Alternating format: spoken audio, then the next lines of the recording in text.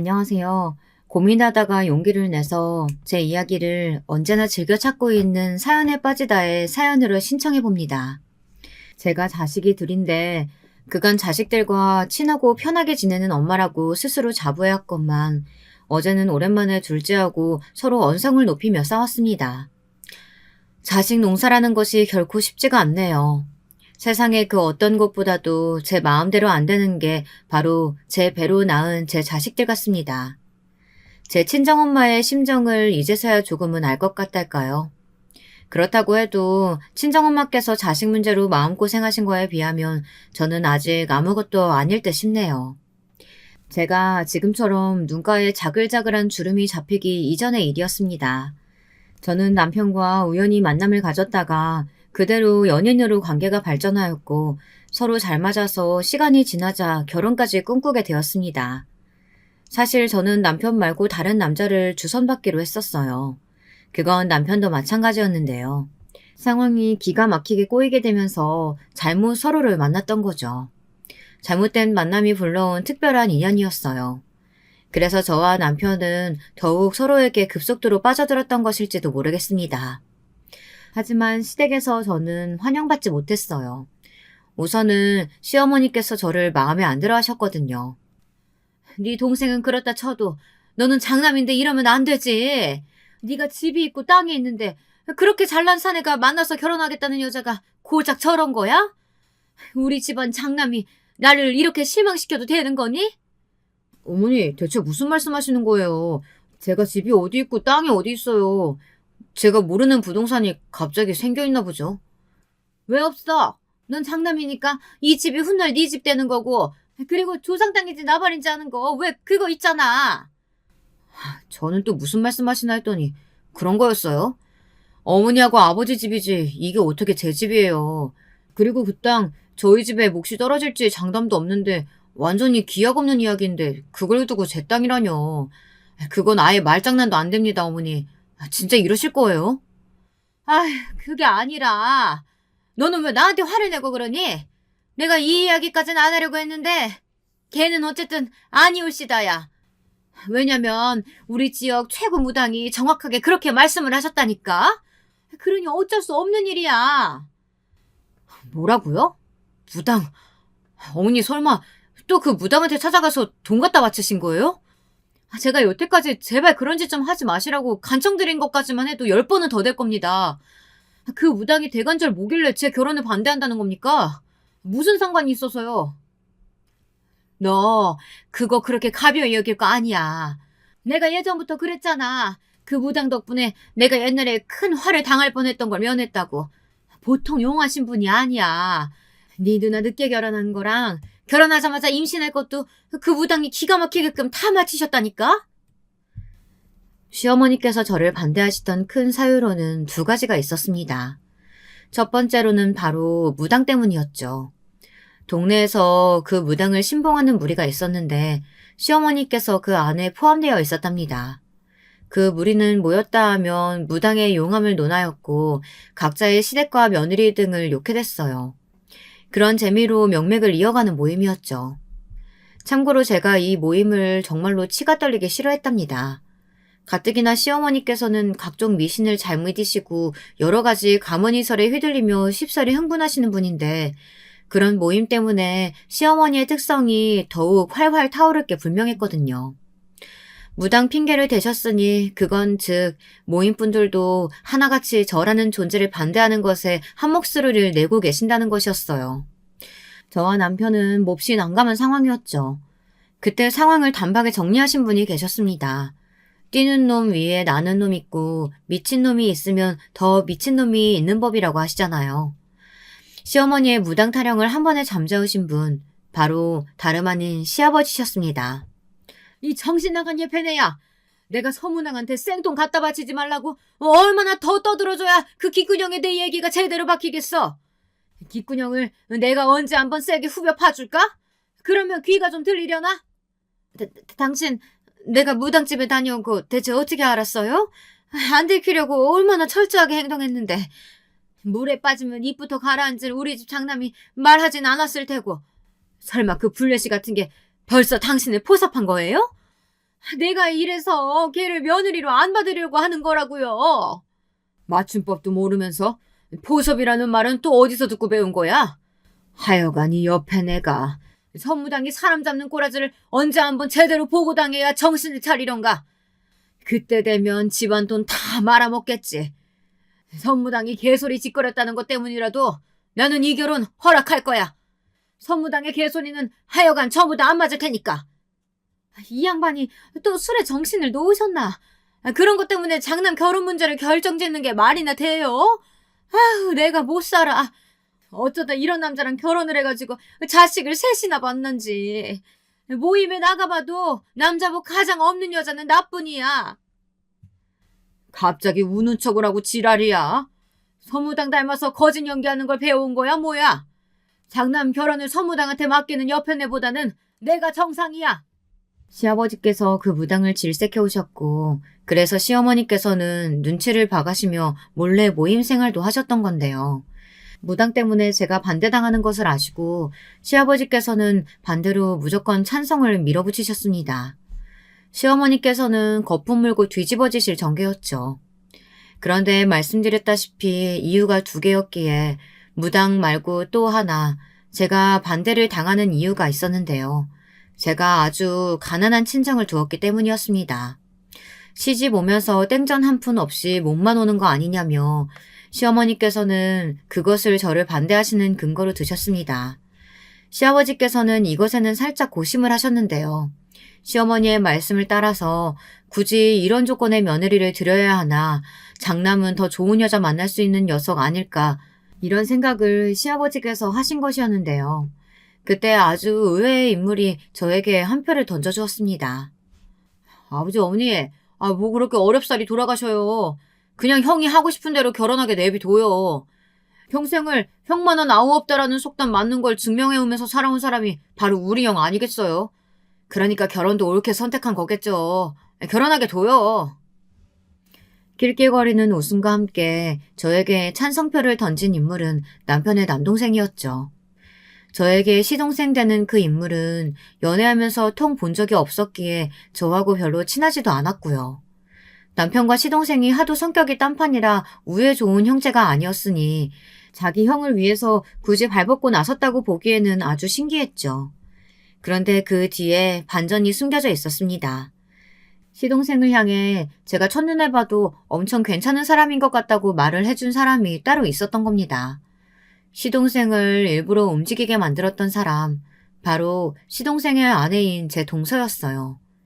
나이를 보면 시동생이 일찍 결혼했다기보다는 동서가 일찍 결혼을 한 편이더라고요. 결혼 전에 시어머니께서 저에게 보이신 태도가 심상치 않았던 만큼 결혼하고 나서도 정말 힘들었습니다. 시어머니께서는 저에게 말씀 한마디를 좋게 해주지를 않는 분이셨거든요. 시댁과 집이 그나마 먼 편이어서 그 사실을 위안 삼았습니다. 만약에 거리가 가까웠다면 시도 때도 없이 갖가지 핑계를 만들어서 저를 불러내신 후 구박하셨을 거라고 생각하니 모골이 다 송연했습니다. 저도 제법 강단을 부릴 줄 아는 사람이라고 스스로 생각을 해왔건만 시어머니와는 체급이 달랐습니다. 운동 경기를 보면 체급마다 아예 선수들을 분류해 놓잖아요. 70kg 이상은 70kg 이상끼리, 50kg은 50kg들끼리. 마치 그런 것 같았습니다. 무슨 말인가 하면 시어머니와 저의 체급은 아예 다르게 느껴졌다는 겁니다. 초반에는 저도 제가 시어머니와 대적을 해볼 수 있을 것만 같다고 생각했었어요. 하지만 그것이 착각이었음을 얼마 지나지 않았을 때부터 겸허히 받아들였고요. 도저히 일반적인 논리가 안 먹히는 분이셨으니 10번이면 10번 다 제가 손해를 보는 형국이었습니다. 가끔 시댁을 갈 때마다 저는 나무 아미탑을 나는 나무다, 아무 생각도 못하는 나무라서 타격이 없다, 이런 주문을 스스로 외워야 했습니다. 안 그랬다간 시어머니의 논리 없는 무대뽀 구박에 화병이 걸려 죽을 것만 같았거든요. 남편과 결혼하기로 마음을 먹었던 죄, 찢어지게 가난한 친정을 둔 죄, 이런 죄 때문에 대가를 치르는 거라 여기며 눈물을 참는 나날을 보냈습니다. 그 망할 놈의 모임인지 뭔지 하는 것만 다녀오시고 나면 특히나 며느리들을 쥐잡듯이 하셨죠. 별것 아닌 걸로 생트집을 잡으며 소리를 지르셨고 온갖 잡일도 다 시키셨습니다. 당신의 아들들에게는 못하는 소리를 며느리들에게 다 해대셨죠. 저는 부글부글 끓는 속을 견디면서 한 가지 신기한 점을 발견했습니다. 동서 말이에요. 저보다 나이가 어리기에 금세 친자매처럼 잘 지내보자고 인사를 잘했었고 정말로 잘 지내고 있기는 했었는데 볼수록 신기하더라고요. 분명 겉으로 보기에는 여렸기 때문입니다. 잔소리 폭탄 한 번만 맞아도 눈물을 쏟을 것처럼 생겼어요. 말투도 나긋나긋했고요. 목소리도 항상 크지 않았습니다. 좋게 쳐주자면 유쾌한 성격의 시동생과는 대비가 되었죠. 동서는 조용조용했으니까요. 그런데 저는 시어머니 때문에 속이 터질 것 같아 죽을 지경일 때도 동서는 초연했어요. 그게 볼수록 신기했고 친정 부모님도 돌아가셔서 이미 안 계시다고 하던데 도대체 어떤 인생을 살아왔는지 궁금해졌습니다. 동서의 초연한 눈빛은 모르기는 몰라도 인생을 거의 다 살아서 많은 것을 알아버린 그런 눈빛처럼 제 눈에는 보였거든요. 동서에게 어느 날 어떻게 살아왔는지 가장 궁금한 사람이 바로 동서라고 하자 제가 봐온 것 중에 가장 크게 웃었습니다. 제 말이 웃겨서 웃는 거냐고 했더니 그게 아니라 제가 자기에 대해 궁금해하는 것이 즐거워서 그렇다고 했어요. 동서는 저를 처음 봤을 때부터 마음에 들어 했다네요. 무당 이야기를 시아버지께 흘린 것도 그 범인은 동서였던 거예요. 안 그랬으면 제가 시어머니의 반대에 부딪혀 끝내 결혼의 문턱을 못 넘을 것 같아서 그랬다고 했습니다.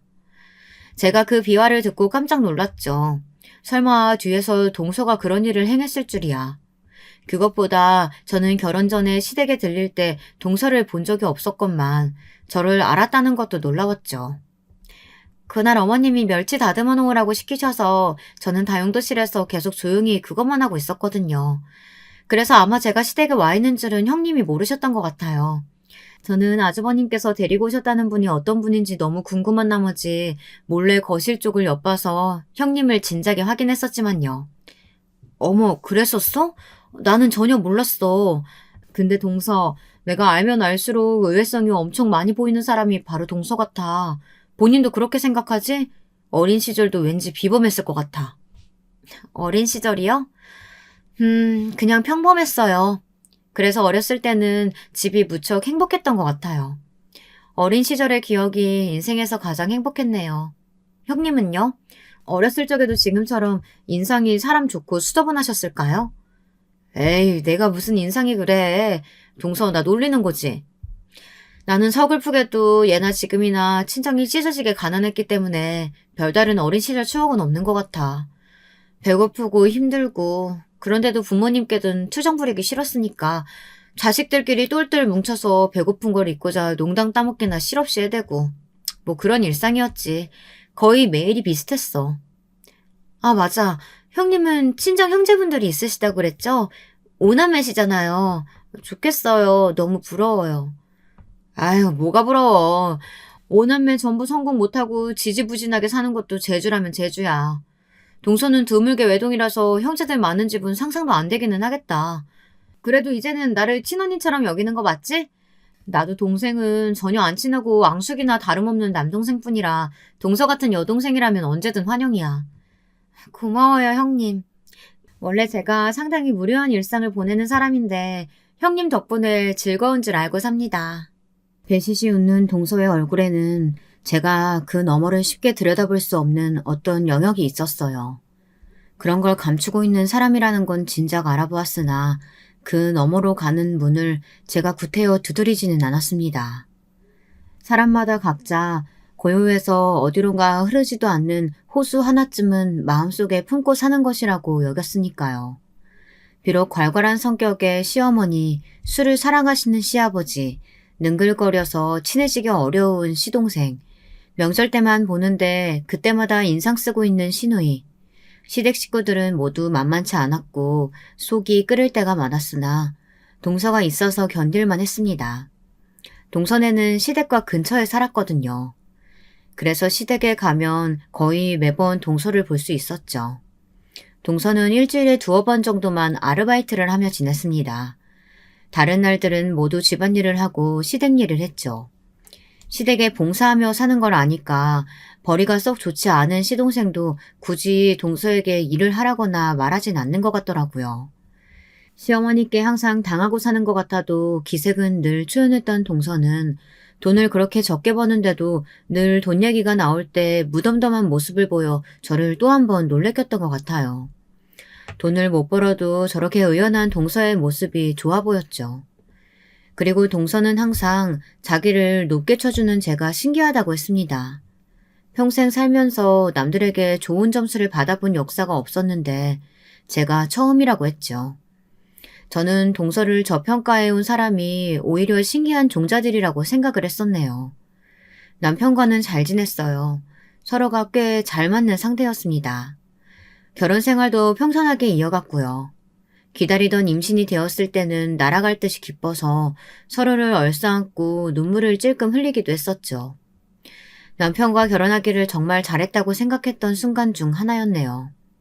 하지만 저희 부부에게 안배되어 있던 것이 비극이었더라고요. 저는 만삭이었고 예정일을 며칠 앞두고 있었는데요.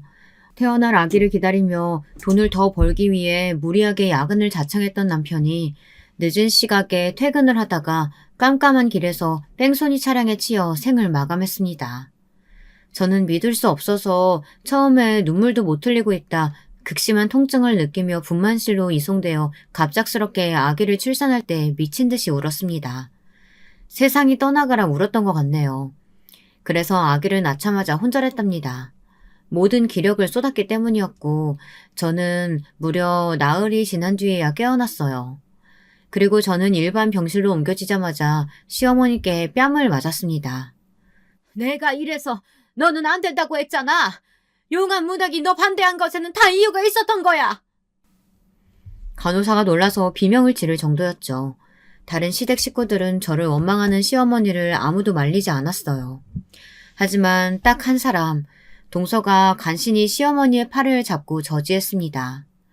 시어머니께서 몸부림치시는 바람에 동서는 바닥을 나뒹굴었으나 그래도 꿋꿋하게 일어나서 다시 시어머니를 말리더라고요. 저조차 시어머니를 말릴 수 없어서 그냥 맞을 수밖에 없었으니 동서에게 미안하고 고마웠습니다. 그 모습을 보며 저는 뜨거운 눈물을 흘렸습니다. 저는 남편을 잃었지만 시어머니께서는 자식을 잃은 것이었으니 제가 어떻게 시어머니를 막을 수 있었단 말입니까? 시어머니께서는 제가 낳은 딸을 시댁에 두고 저는 영영 꺼지라고 하셨습니다.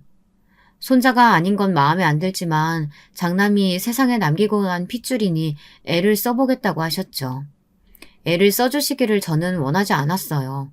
당연히 아기는 엄마인 제가 키우겠다고 했고요. 시아버지께서는 술을 마시는 건 집이고 밖이고 가리지를 않는데 집에 갓난 아기가 있으면 불편하다고 하셨어요. 그 황당한 말씀 때문에 제가 아기를 무사히 사시할 수 있었죠. 당연하게 저는 그 이후로 시댁에 발걸음을 하지 않았습니다. 그럴 수밖에 없는 수순이었어요. 동서하고는 시댁의 발길을 끊고 서너 달이 지났을 때 처음 연락을 했었는데요. 그러고 나서도 틈틈이 연락은 주고받았었습니다. 직접 만난 적은 없었는데 남편 기일을 며칠 앞두고 오랜만에 처음 만났었죠. 남편의 기일이 아이의 생일이었습니다. 그게 해마다 너무 서글펐죠. 그런데 동서가 아이 선물을 사들고 온 거예요. 동서, 어쩜 이렇게 귀여운 아기용품을 다 사올 생각을 했어? 정말 고마워. 감동이야. 그간 잘 지냈지? 얼굴 많이 상한 것 같아서 걱정되네. 혹시 무슨 일 있었어? 걱정거리라도 있는 거야? 화장 열심히 하고 왔는데도 형님한테는 다 보이나 봐요. 제가 아무리 힘들다, 아프다, 괴롭다 이렇게 티를 내도 몰라주는 사람들도 참 많던데 형님은 다르신 것 같아요. 그렇게 말을 하며 조용히 웃는 동서가 왠지 안쓰럽게 느껴졌습니다. 저는 무슨 일이 있는 거냐고 캐물었지만 동서는 그저 심란한 일이 좀 있었을 뿐이고 별거 아니라고 말을 정리하였어요. 매사에 저보다 차분하고 의연한 동서니까 그렇다면 그런 줄 알고 저도 질문을 삼켜야겠다고 생각했습니다. 그때는 그게 동서를 위하는 길인 줄 알고 그렇게 했었네요. 저는 동서를 통해서 시댁의 근황을 아주 일부나마 들으면서 지냈고요. 동서의 목소리가 잠겨있는 것 같을 때라든지 그럴 때면 왠지 마음이 좋지 않아 일부러 제가 밝은 이야기를 많이 꺼냈던 것 같아요. 저는 서로에게 도움이 안 된다며 손가락질을 할지언정 어쨌거나 지지고 볶으며 지내는 친정 식구들이 있었기에 늘 이야기거리가 끊이지 않았거든요. 동서는 희한하게 제 친정 식구들 이야기 듣는 걸 좋아했어요. 그 중에서도 특히 제가 형제들과 아웅다웅하며 자라온 유년 시절의 이야기를 참 좋아했죠. 남들에게 말하기 창피할 정도로 찢어지게 가난했던 집안이었고 굶주린 일화들이 대부분이었는데도 동서는 늘 재미있게 잘 들어주었어요.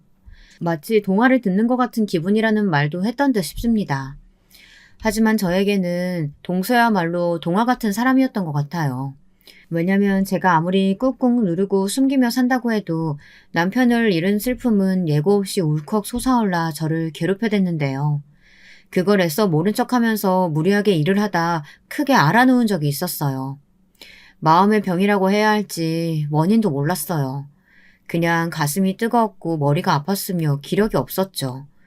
돈 나갈까봐 병원 신세를 지는 것도 무서웠고요. 작은 새언니가 그때 여력이 되는 때여서 제 아이만 잠시 돌봐달라고 맡긴 후 저는 집에서 혼자 끙끙 앓아 누웠다가 다 낫지도 않은 상태에서 억지로 일을 나간 뒤 더 크게 앓아눕는 것을 반복했습니다. 이러다가 미련하게 병을 키운 것이었죠.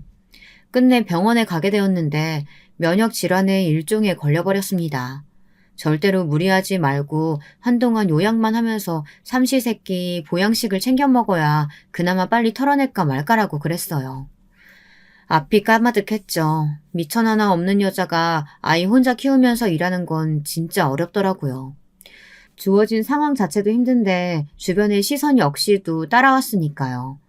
이런 것들까지 복합적으로 겹치면서 심적으로 너무 괴로웠습니다. 이때 마침 친정언니가 자궁암 진단까지 받게 되면서 아주 난리도 아니었고요.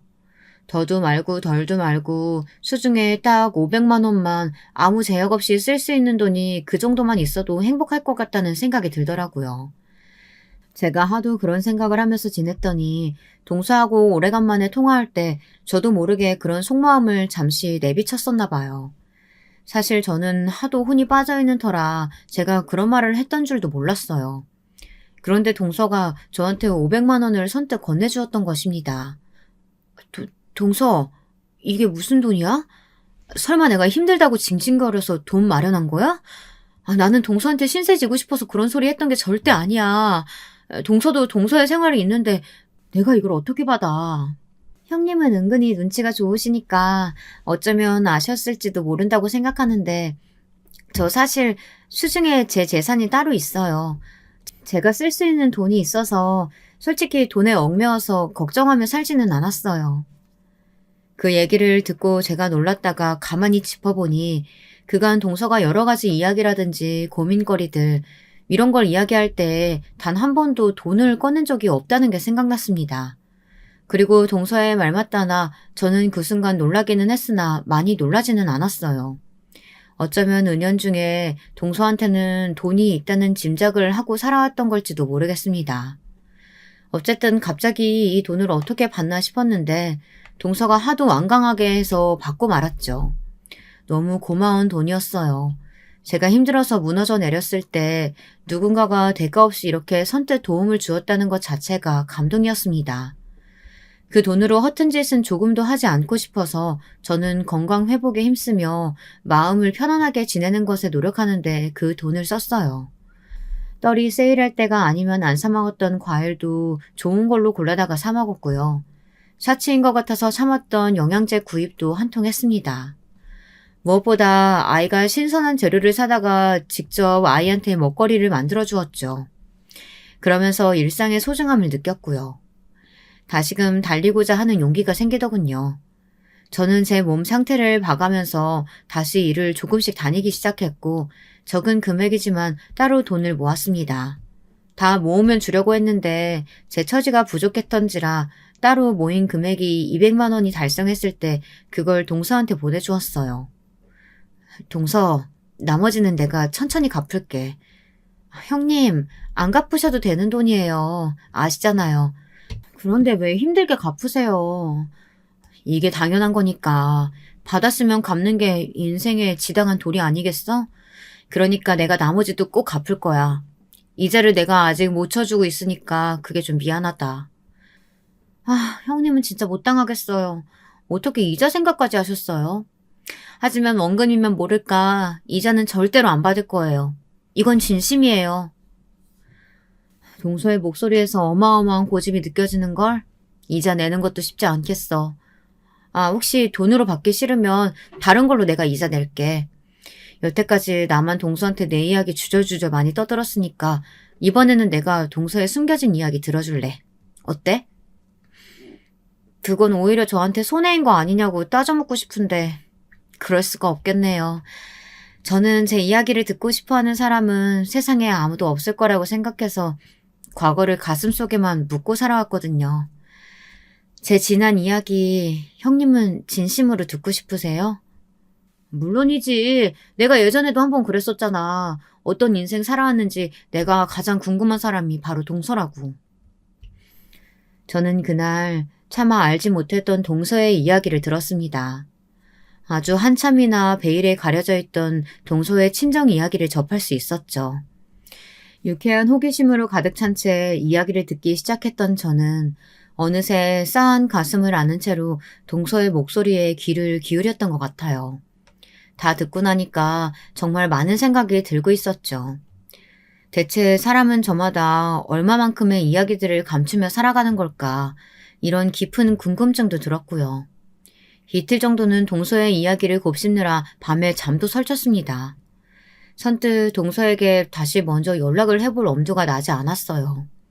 참으로 못나게도 제 그릇이 딱 그 정도였던가 봅니다. 그리고 며칠 뒤 동서에게 연락을 해보려고 마음을 먹었던 날 저는 연락 한 통을 받게 되었습니다. 동서가 세상을 떠났다는 부고였어요. 귀가한 직후 연락을 받은 저는 거실에서 쓰러져 통곡을 하였습니다. 지난 며칠이 미친 듯이 후회되어서였죠. 왜냐하면 동서는 스스로 생을 마감했기 때문입니다. 만약에 제가 먼저 연락을 했었다면 동서가 그런 선택을 안 했을지도 모른다는 생각에 정말 미칠 것만 같았어요. 수년간 친하게 잘 지내놓고서 동서에게 많은 도움을 받아놓고서 정작 저는 동서를 끝끝내 잘 알지 못했으며 동서를 도와주지도 못했다는 생각이 들었습니다. 동서의 마지막 가는 길은 조촐했고 단촐했으며 조용했습니다. 마치 생전에 동서가 고요하게 짓던 미소처럼 꼭 그랬습니다. 시동생은 충격에 빠진 건지 말수 많던 사람이 내내 입을 꾹 다물고 있었고요. 오래간만에 뵙는 시어머니께서는 머리가 아프시다며 계속해서 인상을 쓰고 계셨어요. 얼굴을 비친 시누이는 계속 무표정이었죠. 그리고 시아버지께서는 자꾸 혀를 끌끌대시며 술을 찾으셨고요. 저는 이 사람들이 그나마 진심으로 동서를 애도하고 있기를 눈물로 바랬습니다. 그리고 동서는 이미 떠났지만 저는 동서를 당최 어떻게 보내줘야 할지 갈피를 못 잡고 있었죠. 바로 그때부터 어마어마한 반전이 드러나기 시작했습니다. 동서가 세상을 등지기 전 저에게 남긴 것들이 있었던 겁니다. 처음에 연락을 받고서는 이게 웬 말도 안 되는 일인가 싶었습니다. 제가 생전에 연을 둔 적이 없던 법조계 분이 저에게 연락을 주신 것도 갑작스러웠는데 동서가 저에게 남긴 것을 확인하자 이게 현실이 맞는지 의심까지 들더라고요. 네? 제 동서가 제 앞으로 재산을 남겼다고요? 그걸 세상 떠나기 전에 미리 다 준비를 해놨었다뇨. 저는 동서가 충동적으로 그렇게 떠난 줄만 알았는데 그럼 그게 아니라 아예 떠날 다짐을 다 해놓고 신변 정리를 해왔다는 거잖아요. 게다가 이 막대한 재산은 다 뭐예요? 저는 기쁨보다 앞선 충격으로 머리를 감싸쥐었습니다. 저는 가난하게 자라왔고 배움 역시도 짧은 사람이었어요. 동서에 일전에 저와 만났을 때 무슨 서류를 보여준 적도 있었고 저에게 사인을 하라고 한 적도 있었습니다.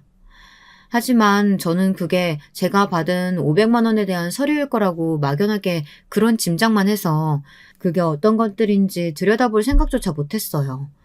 또한 동서가 어째서 그런 복잡한 서류들을 꿰고 있으며 지니고 있는 것인지 궁금해하지도 못했었죠.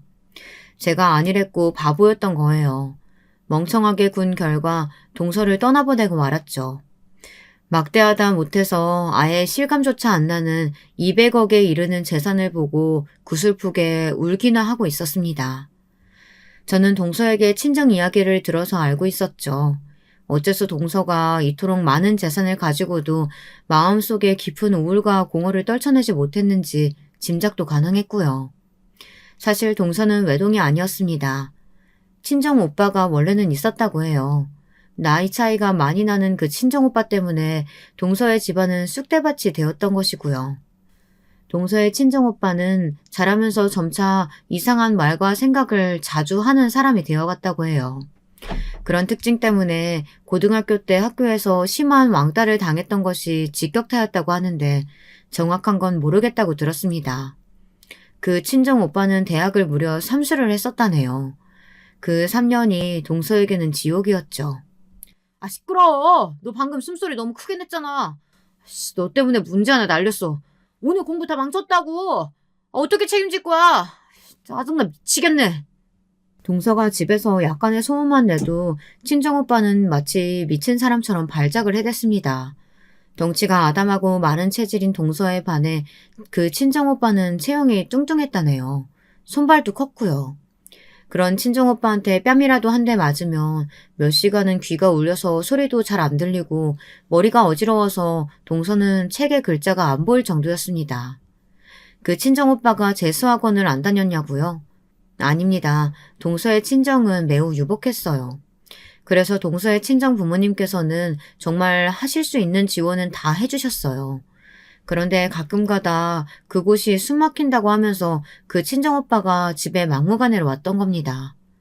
집에 오면 반드시 그런 예민함을 드러냈었고요.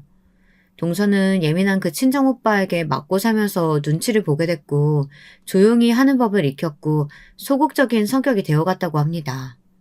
그 친정오빠가 집에 있을 때면 마음대로 웃는 것조차 못하는 자기 처지가 서러워서 동서는 슬펐다고 해요.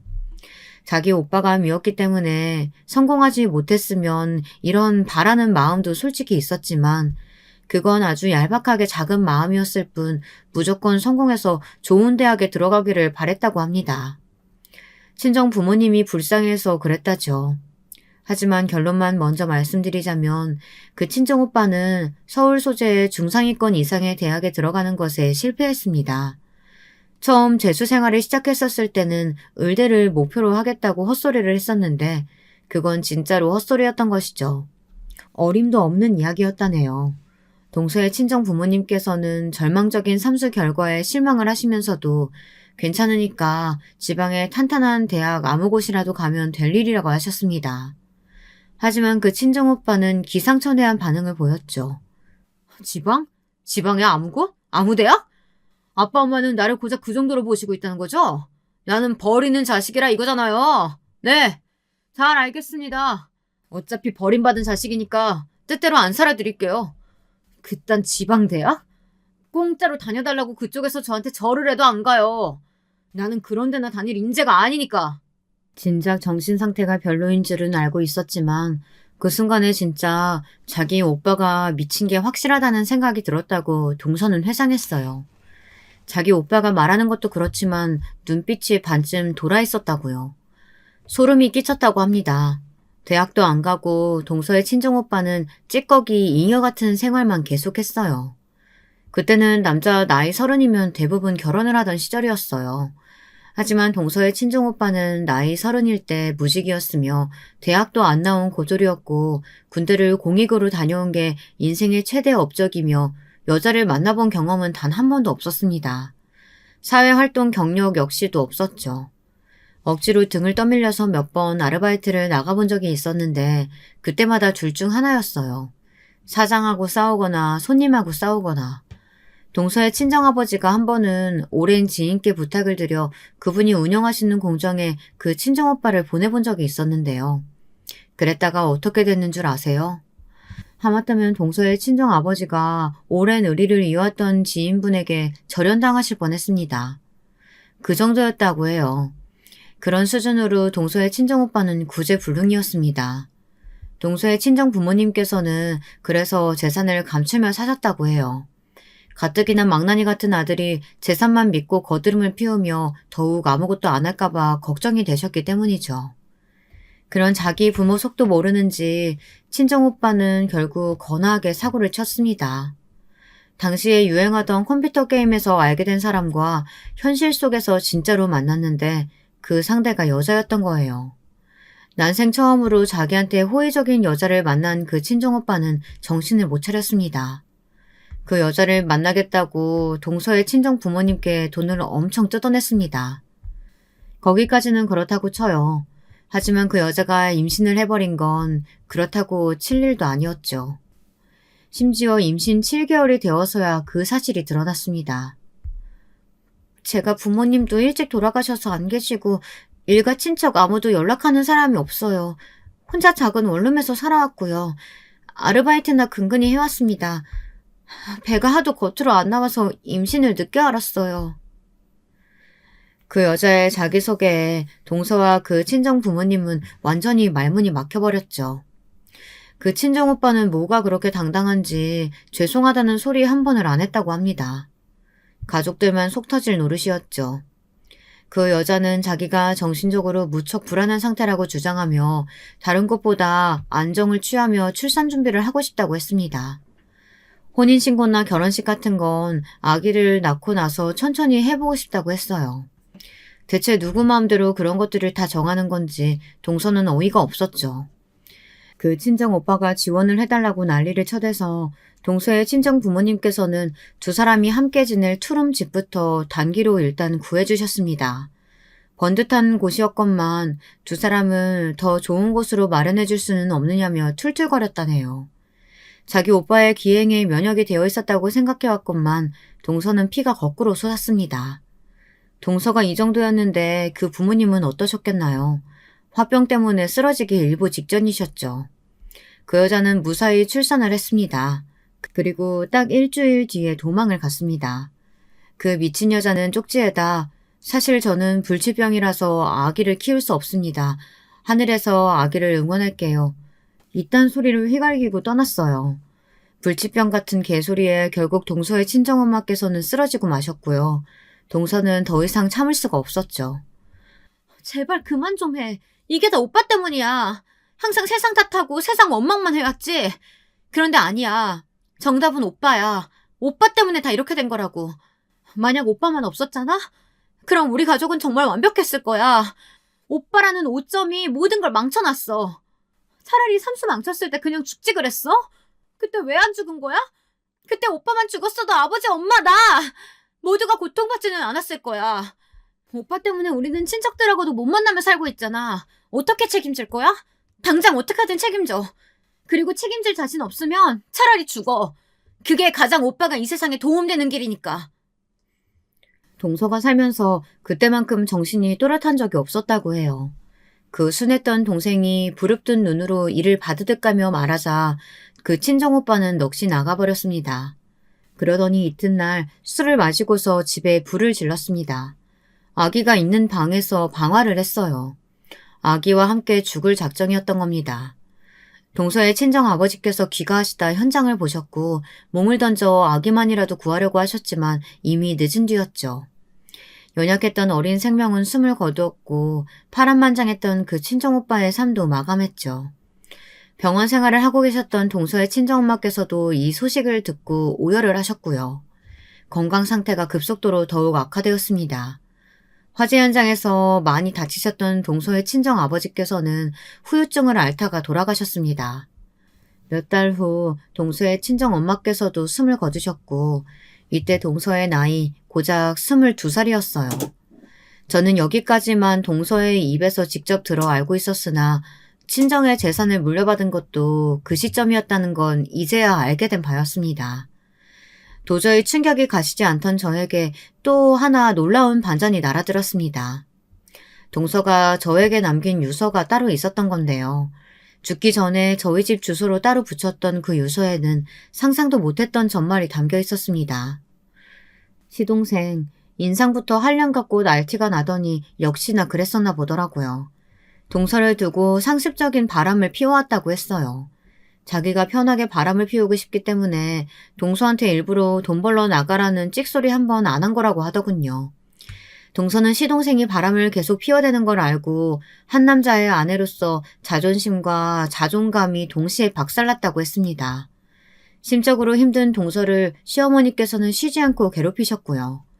심지어는 시동생이 바람을 피운다는 걸 알면서도 시어머니께서는 너는 집에서 밥이나 안 치고 살면 된다고 동서에게 거듭 강조하시며 윽박을 지르셨다고 합니다. 걸핏하면 동서의 뺨을 때리거나 발로 차기도 했으며 모욕을 주는 건 숨쉬듯이 자주 했다고 해요. 시어머니께서는 제가 남편과의 사별 이후 시댁의 발길을 끄는 이유로 더욱 악랄해지셨던 겁니다. 동서가 당한 일들을 읽으며 피가 거꾸로 솟고 있는데 시아버지의 대목에서 저는 가장 끔찍함을 느끼며 분노로 두통까지 앓았습니다. 술을 사랑하셨던 시아버지께서는 나이가 들어가심에 따라 술에 취하면 천지분간을 못하게 되셨는데 그러면서 시댁에 들렀던 동서를 향해 몹쓸 손길을 뻗치기도 하셨던 겁니다. 수치심을 느낀 동서는 살 의욕을 못 느끼게 되었고 이렇게 살아봤자 뭘 하겠냐며 죽음을 준비하게 되었던 겁니다. 형님이 갚아주신 200만 원은 제가 살면서 손에 쥐어본 돈 중에 유일하게 저를 행복하게 만든 돈이었어요. 200만 원으로 저에게 주신 행복, 그 값으로 200억을 형님께 드리고 떠납니다. 저는 가지고 있어봤자 단 한순간도 행복해본 적이 없던 돈이에요.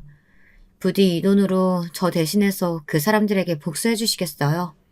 제가 마지막으로 부탁드려요. 저에게 망설일 이유 따위는 존재하지 않았습니다. 동서가 떠난 날짜부터 3개월을 꼬박 깊은 슬픔으로 경건하게 애도의 기간을 가진 저는 움직이기 시작했어요. 복수의 때였습니다. 돈의 힘이란 대단하더군요. 전문가들을 수족처럼 부릴 수 있으니 말입니다.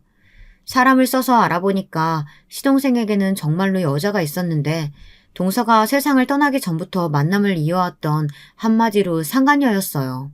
웃긴 건 그 상간녀 이전에 또 다른 상간녀들도 있었고요. 시동생 놈이 아주 말종이었던 거죠. 상간녀가 성미가 급하고 귀가 팔랑거리는 사람이라는 정보를 입수했습니다. 그래서 상간녀에게 시동생이 마치 동서를 직접 죽인 것처럼 그걸 슬쩍 고발한다는 취지의 내용을 적어 익명으로 보냈습니다. 동서는 억울하게 스스로 생을 마감한 것처럼 포장된 것이지만 실상은 다혈질인 시동생이 사건을 벌인 것이라고 적혀 있었는데요. 그걸 보고 상간녀는 경악을 했죠. 한편 시동생에게는 상간녀가 다른 남자들을 여러 동시에 만나는 것처럼 증거를 조작해 꾸민 뒤 익명으로 소포를 보냈습니다. 시동생은 눈이 돌아가서 상간녀에게 어떻게 된 거냐고 무섭게 따져댔죠. 그러자 상간녀가 어떻게 했냐면 도망갔습니다. 폭발한 시동생을 보면서 정말 이 남자라면 자기 아내를 처리하고도 남았을 거라고 생각한 모양이었죠. 짐을 싹 다 챙겨서 아예 잠적했어요. 동서가 지고지순한 여자라서 골랐다고 했던 시동생은 소유욕 같은 게 강한 남자였습니다. 상간녀가 사라지자 분노했는데 그때 맞춰서 제가 돈으로 준비한 꽃뱀을 보내주었어요. 예쁘지는 않아도 청순하고 여리여리한 여자였죠. 그리고 시동생의 비위를 잘 맞추며 무조건 숙여주는 미덕도 지니고 있었습니다. 불안정한 상태였던 시동생은 그런 꽃뱀에게 즉각 넘어갔어요. 금세 홀렸죠. 그리고 연기력이 끝내주는 꽃뱀의 온갖 거짓말에 다 넘어가서 돈을 다 뜯겼습니다. 돈도 잃고 배신까지 당한 시동생이 절규하던 모습 어찌나 볼만했는지 몰라요. 시동생이 자기 발등 찍으며 자멸하는 동안 그 모치는 뭘 하고 계셨냐고요? 한바탕 솟고 계셨습니다. 시어머니께서 그렇게나 맹신하시던 무당 제가 찾아가 봤어요. 그리고 돈으로 매수했죠. 대단한 무당이니 어쩌니 해도 결국 돈 앞에서 눈이 돌아가더군요. 돈을 받은 무당은 시어머니에게 엉뚱한 소리를 해댔습니다. 집에 부정한 기운이 내려앉았으니 당장 재산을 다 처분해야 한다고 했죠. 네? 지금 재산 다 처분하면 내년 그리고 내후년에 2배, 3배 그 재산이 돌아올 거라고요? 다른 사람한테 말하면 큰일 난다고 무당은 입조심을 강조했고 시어머니께서는 더욱 그 엉뚱한 소리에 진심으로 빠져드셨습니다. 아무한테도 알리지 않은 채 재산을 슬그머니 하나 둘 처분하셨죠. 저는 시아버지께 익명의 제보를 드렸습니다. 시어머니께서 무당한테 홀려 전 재산을 날리는 중이라는 내용이었죠. 시아버지께서는 당연히 크게 분노하셨는데 만취하신 채였습니다. 왜냐하면 시아버지께 계속해서 지독하게 독한 양주를 선물로 보내드리고 있었거든요. 값비싼 양주를 보신 시아버지께서는 눈이 돌아가셔서는 술 드시는 걸 멈추지 못하셨습니다. 독한 술에 취해 계셨던 시아버지께서는 이성을 잃고 시어머니를 때리셨어요. 이 빌어먹을 옆에 내가 기어이 무당 때문에 재산을 말아먹어? 이웃의 신고로 경찰이 도착했을 때까지도 시아버지께서는 정신이 반쯤 나가신 채로 시어머니를 때리고 계셨다고 합니다. 시어머니께서는 경찰이 오자 이제 살았다고 하시며 얻어 터지신 채로 무리하게 움직이셨다 맞아서 아팠던 다리 때문에 크게 넘어지셨는데요. 그러면서 턱으로 엄청 다치셨어요. 애초에 턱을 맞으셨기도 했고요. 그래서 몇 달 동안 아무 말씀도 못하고 치료만 받으며 사셨습니다. 그렇게나 시끄럽게 떠드셨던 분이 턱을 다쳐서 식사도 거의 못하시고 가만히 지내셨다는 게 정말 믿기지 않을 만큼 우스운 일이었죠. 고주망태가 되신 시아버지께 일부러 상황을 만들어 범죄를 유도한 건 아주 쉬운 일이었습니다. 돈으로 섭외해둔 슈퍼 주인이 일부러 티가 나게 자리를 비우며 딴청을 피우자 시아버지께서는 술을 품에 넣고 슬쩍 계산 없이 나가버리셨죠. 그걸 2번이나 반복하자 시아버지께서는 경계를 아예 푸셨고요. 술에 항상 쩔어 계셔서 판단력이 흐려진 머리로 아주 대범하게 행동하셨습니다. 야간에 침입해서 3번째로 또 술을 훔치셨던 건데요. 당연히 딱 걸렸죠. 일전에 훔쳤던 것들까지 전부 다 걸렸어요. 일부러 덫을 놓은 것이었으니까요.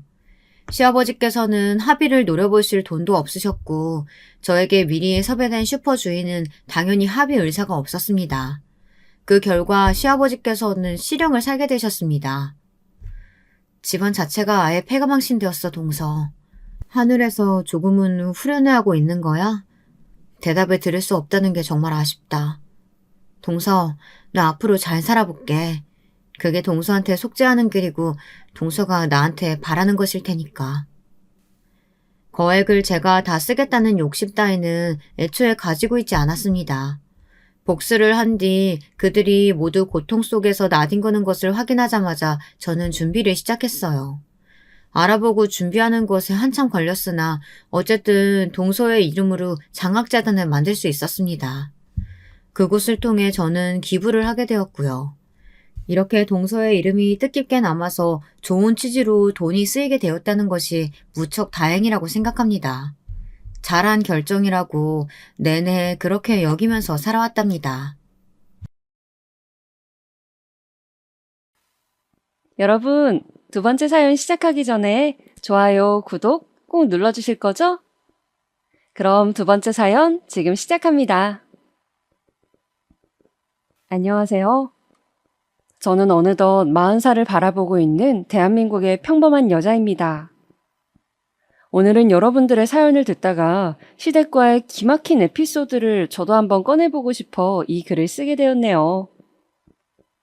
저는 경기도에서 태어나 쭉 살아온 평범한 사람입니다. 아버지는 구급 공무원으로 공직 생활을 하셨고 어머니는 살림을 알뜰살뜰 꾸리시는 가정주부셨습니다. 당연히 외벌이 공무원집이었기 때문에 그다지 금전적으로 넉넉하진 못했습니다. 그래도 항상 성실하게 월급을 어머니께 가져다 주시는 아버지 덕분에 저와 남동생, 엄마, 아빠, 우리 4식구는 화목하게 잘 살아왔어요. 다만 자라면서 아쉬웠던 점은 자매가 있는 친구들이었습니다. 저는 특히 언니보다는 여동생이 있는 친구들이 부러웠어요. 여동생이 있어서 미주알 고주알 모든 일을 함께하고 이야기를 나누면서 지내는 친구들이 한없이 부러웠죠. 남동생은 너무 말이 없어 재미가 없었거든요. 그렇지만 그것 말고는 제 생활에 나름 만족하면서 학창시절을 보냈던 것 같아요. 나이가 들고 고등학생이 되자 저는 제 진로 고민을 시작했습니다.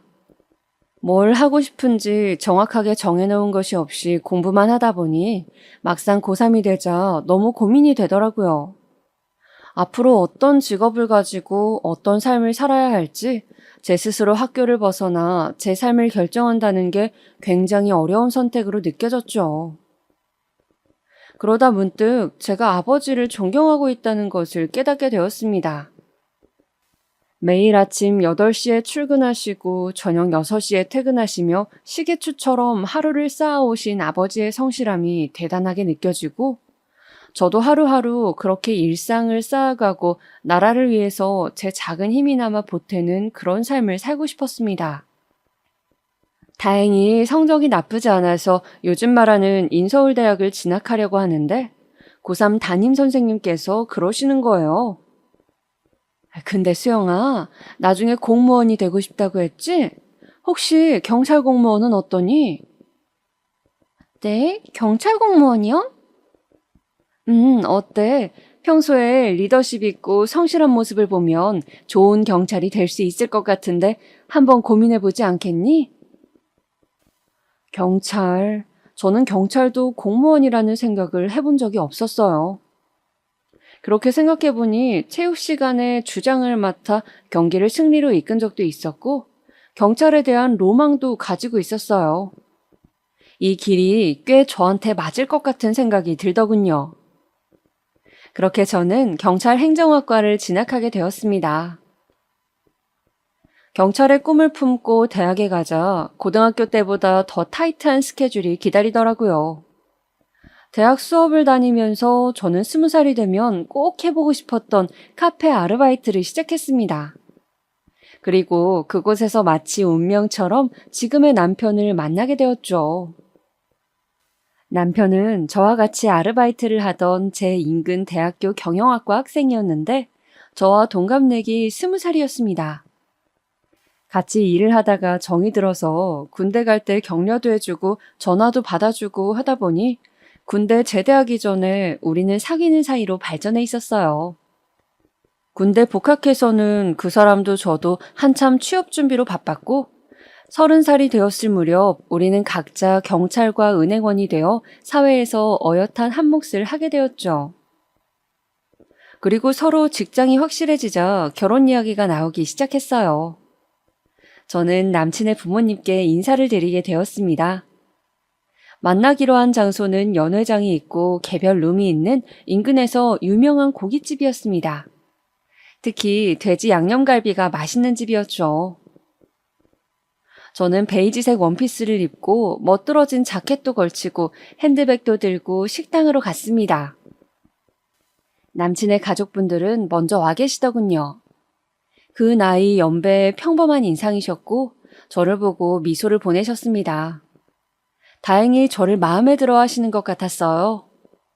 특히 어머니께서는 저를 보고 아가씨가 너무 곱다며 그래 경찰을 한다고 들었는데 일이 험하지는 않냐고 걱정을 해주셨어요. 저는 주로 행정 업무가 많아서 괜찮다고 말씀을 드렸죠. 어머니는 아파트 상가에서 국수집을 운영하셨는데 다음에 국수 먹으러 오라고 살갑게 말씀해 주셨어요. 저는 저에게 호의적인 어머니의 모습을 보면서 긴장을 털어낼 수 있었습니다. 저는 남친의 가족분들을 보고 나니 아, 이 집에 시집 가면 마음 편하게 살 수 있겠구나 그런 생각이 들었습니다. 그만큼 부모님들이 인상도 좋으시고 푸근하신 느낌이었거든요. 그렇게 우리 커플은 1년여의 시간을 더 연인으로 보냈어요. 남친도 직장에 적응할 시간이 필요했고 저도 직장에 적응하느라 정신이 없었기 때문에 한동안은 결혼 생각도 하지 않고 바쁘게 보냈죠. 그런데 저희가 그렇게 있는 것이 못마땅하셨는지 양가 부모님들이 계속 둘 다 직장도 안정되어 있는데 그만 결혼을 하는 게 어떻겠냐고 서로 잘 맞고 그런데 괜히 시간 끌면 틀어질 수도 있다면서 재촉을 하셨습니다. 그래서 양가 부모님 등살에 우리는 30대가 되고 막 결혼을 하게 되었습니다. 결혼을 하고 신혼여행을 가고 정신없이 지내다 보니 결혼 후 1년쯤 지나서 아기가 생겼습니다. 저와 남편은 기쁜 마음으로 태교를 하고 무사히 아기를 출산했어요. 말로만 듣던 출산의 고통은 제가 상상한 것보다 훨씬 더 끔찍했습니다. 무통주사를 맞았음에도 불구하고 정말 사람이 견딜 수 있는 고통의 수준이 아니었어요. 저는 너무 고통스러운 나머지 마지막에 힘을 잘 주지 못해서 굉장히 고생을 했는데 나중에는 아기도 나오지 않고 너무 힘들어서 남편에게 말했습니다. 나 수술한다고 해. 그냥, 산모분의 경우는 수술을 하는 것도 괜찮을 것 같습니다. 지금 좋지 않아요. 그런데 의사쌤도 수술을 권하고 있는 와중에 남편이 갑자기 수술 동의를 망설이는 것이었어요. 그러지 말고 아기한텐 자연분만이 좋다는데 조금만 더 힘줘보면 안 될까요? 네? 자기야, 나 지금 너무 힘들다니까. 그러면 한 번만 더 힘줘보시고 간호사가 올라가서 누를 겁니다. 한 번만 기계식 분만 시도를 해볼게요. 갑자기 산소 호흡줄을 끼고 있는 제 위로 간호사가 올라왔습니다. 그리고 제 갈비뼈 부분에서 아래로 쑥 나고 제 배를 힘껏 누르더군요. 저는 마지막으로 있는 힘껏 힘을 주었습니다. 그 순간 의사쌤은 마치 뚫어뻥같이 생긴 걸로 아기 머리를 붙여 꺼냈어요. 응애! 응애! 그렇게 우리 아기는 우여곡절 끝에 세상에 태어났습니다. 저는 마지막에 남편이 수술을 망설인 것이 좀 섭섭했어서 저는 지나가듯이 한번 물어봤었습니다. 근데 자기야, 아까 왜 수술 동의하는 거 망설였던 거야? 그게 실은 엄마가 점을 보시는 용한 점집이 있는데 우리 아기가 자연분만하고 수술을 할 때 팔자가 많이 달라진다고 해서 무조건 자연분만해야 된다고 했나 봐. 아기한테 수술해서 태어나면 되게 안 좋다고. 그래서 그랬지. 저는 그 말을 듣고 너무 섭섭했습니다. 저는 점을 믿지 않았거든요. 그러니까 지금 점쟁이 말을 듣고 제가 정말 아파서 뒤로 넘어갈 지경이 되었는데도 수술을 망설였다고 하니 어이가 없기도 하고 잘못하면 내가 죽을 뻔했구나 싶기도 했습니다. 어머니가 그렇게 맹신하는 점집이 있다는 것도 마음에 많이 걸렸고요. 왜 무당말을 너무 믿으면 하나부터 열까지 그 무당이 시키는 대로 다 하잖아요. 그런 게 앞으로 살면서 계속 있을 것 같은 느낌이 들었기 때문이죠. 아니나 다를까 어머님 때문에 저는 희한한 것들을 해야 했어요. 대출을 잔뜩 끼고 결혼 3년 차에 집을 샀는데 어머님이 또 그 점집에 가서 들은 대로 처음 집에 들어갈 때 동전을 동서남북으로 던지고 한 번씩 절을 해야 한다고 하셔서 그런 이상한 의식도 해야 했고 또 아기 이름을 지을 때도 제가 생각했던 짓고 싶은 이름을 짓지도 못하고 점쟁이가 말한 이름 중에서 골라야 했습니다. 생각보다 어머님의 맹신은 강력했어요. 해마다 새해가 되면 그 점집에 가는 게 연례 행사이셨고 집안에 어떤 우환이라도 있으면 점괘에 무조건 의존하시더군요.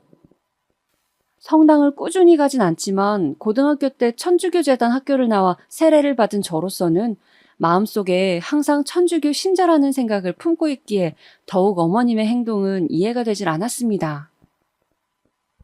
그렇다고 어르신에게 이래라 저래라 할 수도 없는 노릇이어서 저는 적당히 어머님이 꼭 하라고 강조하는 것은 좋은 게 좋은 거라고 하는 신용이나마 하고 어지간하면 점집 이야기는 못 들은 것으로 하기로 했습니다. 그렇게 제가 결혼한 지 3년쯤 되었을 무렵 남편의 남동생인 도련님이 결혼을 한다는 소식이 들려왔습니다. 대학교 동아리에서 만나 친구로 지내다가 사귄 지 1년쯤 되었다는데 여자친구 직업이 의사라고 하더군요. 시부모님은 직업 좋은 며느리가 너무 흡족하셔서 싱글벙글 웃으며 너무 좋아하셨어요. 소위 말하는 사자 직업을 가진 것이니까요. 저도 의사 동서가 기대가 되었습니다. 어떤 사람일지 궁금했어요. 결혼을 하고 싶다고 시댁의 동서가 인사를 오던 날, 저와 신랑도 아기를 데리고 시댁으로 갔습니다. 어머님은 예비 동서가 인사를 온다고 저를 일찌감치 불러 음식을 하셨는데 무슨 잔칫날도 아니고 잡채 전에 난리가 났습니다. 의사 동서에 대한 기대감으로 어머님은 들떠 계셨죠. 예, 직업이 의사면은 맛있는 것도 많이 먹고 그러겠지? 내 음식이 입에 안 맞다고 하면 어떡하지? 맛있어야 할 텐데 걱정이다. 어머님 며느리 들어오는 건데 뭘 그렇게 신경을 쓰세요? 보통 며느리가 아니잖니. 의사잖아. 우리 집에서 변변히 결혼할 때 재산을 뚝 떼줄 수 있는 것도 아닌데 결혼하겠다고 해주니 얼마나 고맙니? 이제 우리 둘째 아들은 아주 팔자가 폈어. 이 애랑 결혼하고 애만 하나 낳으면 그 후로는 인생이 아주 그냥 탄탄대로라고 김도사가 그러더구나. 김도사는 어머님이 맹신하는 그 무당의 이름이었어요. 저는 어쩐지 오늘은 무당 이야기를 안 하신다 했는데 드디어 또 등장하는구나 싶었습니다. 그래서 내친 김에 더 여쭤보았죠. 그럼 어머니, 저는 둘째를 내년에 낳는 게 좋대요? 그래, 너는 올해가 가기 전에 꼭 아기를 가져서 내년에 둘째를 낳으면 좋다고 하더구나. 그러면 그 둘째가 커서 너희 부부에게 큰 복을 가져다 준다는구나. 도련님은 오늘 오시는 분과 결혼하면 제일 좋고요. 그래, 결혼하고 5년 안에 아기를 꼭 가져서 출산하면 이혼하지 않고 백년해로 한다고 했어.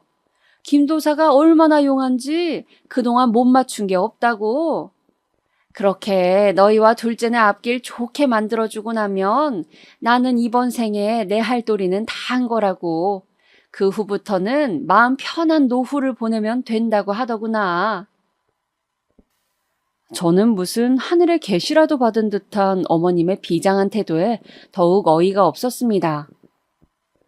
어떻게 점을 적당히 믿어야지 저렇게 맹신할 수가 있는지. 아무튼 그렇게 전을 뒤집고 나무를 묻히고 난리 부르스를 춘 다음 드디어 예비 동서가 도착했습니다. 띵동. 어서 와요. 실례하겠습니다.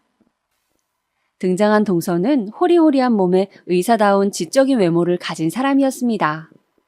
저는 괜히 의사라고 하니 그런지 몰라도 똑똑해 보이는 사람이라는 생각이 들었죠. 첫 만남이라 그런지 동서는 말을 많이 하진 않았고 그저 결혼해서 잘 살겠다고 하는 것이었어요. 산부인과로 전공을 택했다는 동서는 자신도 얼른 아기를 낳고 싶다고 웃으며 말했죠. 그리고 결혼 준비와 관련한 비용 문제 같은 것은 부모님들 신경 쓰실 것 없이 도련님과 둘이 알아서 해결하겠다고 하더군요.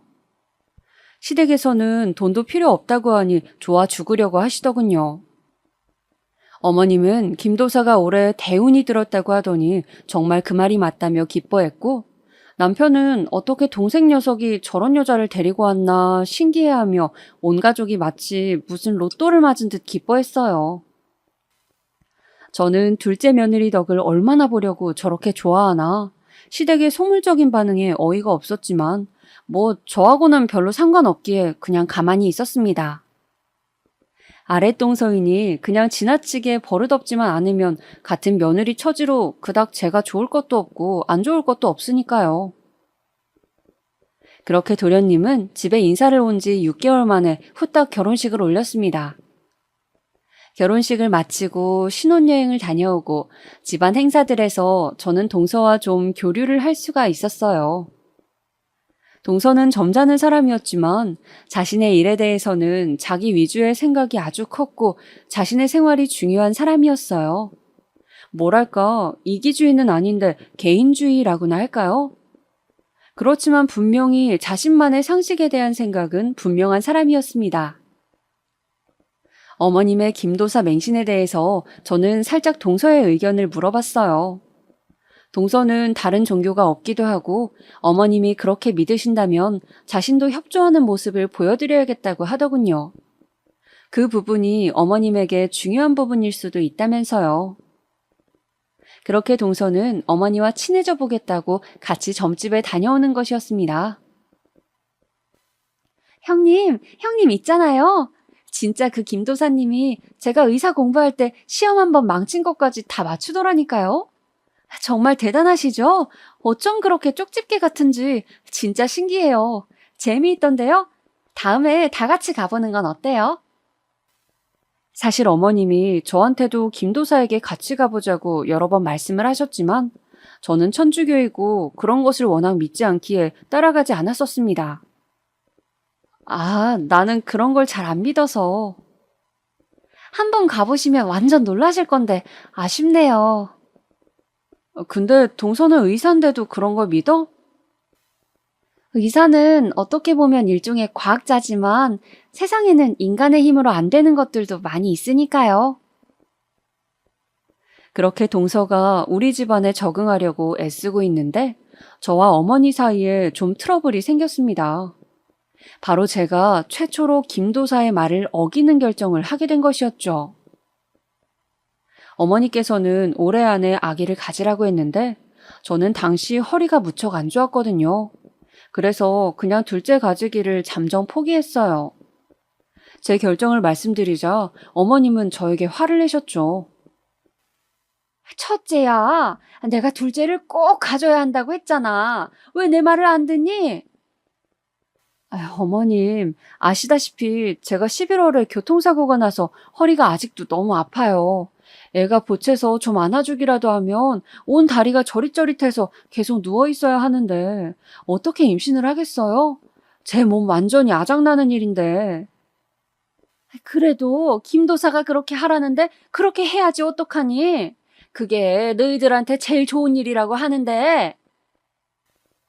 그래도 저는 못 가져요, 어머니. 죄송해요. 허리가 너무 아파서 침도 맞고 하는데도 전혀 차도가 없는데 무슨 아기를 가져요.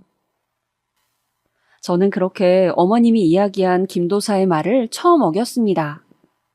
처음 뵀을 땐 그 푸근한 인상은 어머니 말을 잘 들을 때뿐이었어요. 제가 김도사의 말을 한번 어기자 어머님께서는 그 후로 제 욕을 하시며 계속 화를 내시고 꼬투리를 잡으셨습니다. 아기를 꼭 가져야 한다던 그 해를 넘기고 1년이 더 지났을 무렵 이번에는 화살이 동서를 향했죠. 김도사가 이번에는 동서에게 아기를 가져야 한다고 늦어도 3년 안에는 가져야지만 가정이 평안하다고 이야기를 한 것이었습니다. 동서도 안 그래도 아기를 가지려 했다며 자연 임신을 시도했지만 6개월이 지나고 1년이 지나도 임신이 잘 되지 않았어요. 그러자 동서는 자신이 산부인과 의사라서 그런지 아주 적극적으로 난임 시술을 받고 임신 시도를 하였습니다. 그러나 동서는 아기가 잘 들어서지 않는 몸인 것 같았어요. 몇 번의 시험관 시술에서 실패를 하고 또 몇 차례의 계류 유산을 겪어야 했습니다. 동서는 한 번은 너무 힘들다며 저에게 부럽다고 하더군요. 어버이날이라 함께 가족끼리 밥을 먹고 있을 때였습니다. 마침 정원이 있는 식당인지라 저는 밥을 다 먹고 놀고 싶다고 보채는 아이를 식당 마당에서 뛰어놀게 하고 있었어요. 동서는 웃고 있는 저와 아이의 모습을 보더니 말하는 것이었습니다. 지금 이 순간 저는 세상에서 형님이 제일 부러워요. 동서가 내가 부러울 게 뭐가 있어? 조카도 너무 귀엽고 예쁘고 건강하고 그냥 아기를 가지고 낳고 키우고 있는 형님이 너무 부러워요. 요즘 병원에서 임신한 환자들만 보면 제가 정신을 못 차리고 쳐다본다니까요. 너무 부러워서요. 동서, 스트레스 너무 받지 마. 아기는 하늘이 점지하는 거라고 하잖아. 형님, 저는 살면서 제가 꼭 해야겠다고 마음먹은 일은 대부분 이루고 살았어요. 그런데 임신이 이렇게 어려울 줄은 생각도 못했네요. 동서가 그렇게 임신 때문에 속을 썩이고 있을 즈음 저에게도 큰일이 생겼습니다. 바로 엄마가 위암 판정을 받은 일이었어요. 어느 날 바로 밑에 동생이 전화가 왔습니다. 누나, 왜 무슨 일이야? 왜 그래? 말을 좀 해봐. 엄마가 위암이래, 위암. 뭐? 저는 그 길로 집으로 달려갔어요. 집에는 병원에 다녀왔는지 약봉지와 망연자실 앉아있는 제 동생의 모습, 그리고 방에 들어가 누워 계신 엄마가 있었죠. 그냥 소화가 안 되는 것 같아 병원에 갔더니 위암이라고 했다는 겁니다. 저는 너무 놀라 병원을 여러 군데 가보자고 했어요. 그렇게 몇 군데 큰 병원을 다녔지만 모두 위암이라고 하더군요. 그것도 좀 진행이 된 상태라고요. 마치 하늘이 무너지는 것 같았습니다. 이제 겨우 저 시집 보내고 손주 커서 학교 가는 거 볼 날만 기다렸는데 평생 고생만 한 우리 엄마가 암이라니. 저는 한동안 엄마를 돌보는데 제 모든 노력을 다했어요. 좋다는 것을 구해서 드리고 수시로 집에 들러 먹을 것을 챙기고 병원 갈 때마다 모시고 갔죠. 그런데 하루는 시댁 가게에 들렸더니 시어머니가 그러시는 거예요. 아가, 요새 바쁘니? 한 번씩 나와서 가게 일도 돕고 하더니. 아, 어머니, 제가 말씀을 못 드렸죠? 저희 어머니가.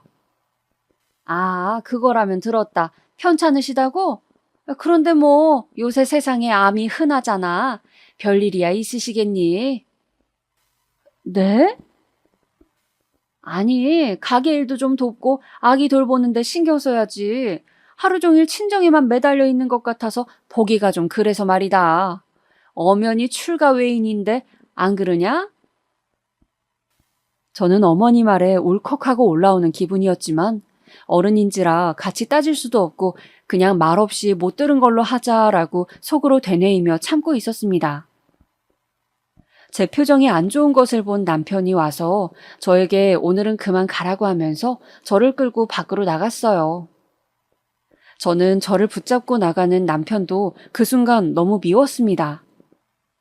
당신은 당신 어머니가 저런 막말을 하는데 어떻게 나만 끌고 나올 수가 있어?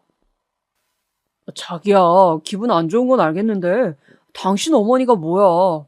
그리고 우리 부모님이 아직 장모님이 심각한지 잘 모르셔서 그래. 가벼운 암들도 많잖아. 그런 건 줄 아시는 거야. 좋게 생각하자, 어? 그래도 그렇지. 어떻게 아픈 우리 엄마에 대해서 그렇게 말씀하실 수가 있어? 미안해, 자기야. 섭섭한 마음 이해해. 내가 사과할게, 어?